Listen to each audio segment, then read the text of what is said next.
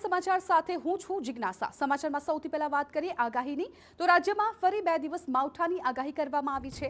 3 સિસ્ટમની અસરથી પડશે કમોસમી વરસાદ।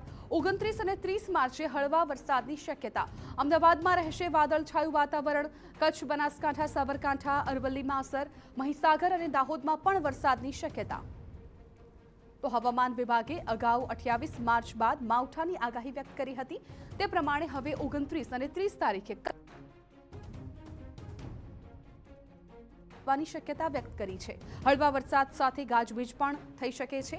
29 માર્ચે કચ્છ અને બનાસકાંઠામાં કમોસમી વરસાદ પડી શકે તો 30 માર્ચે કચ્છ, બનાસકાંઠા, સાબરકાંઠા, અરવલ્લી, મહીસાગર અને દાહોદમાં વરસાદ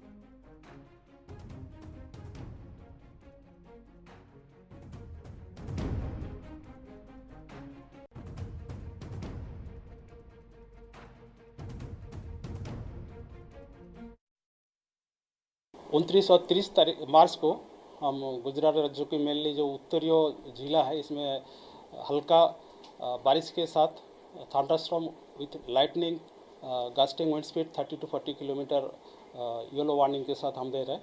इसमें येलो चेतावनी है।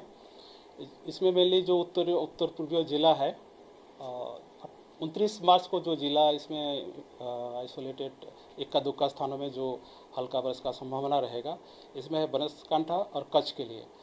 और 30 तारीख को जो जिला इसमें रहेगा कच्छ, बनासकांठा, साबरकांठा, अरवल्ली, महीसागर और दाहोद के लिए दिया गया है।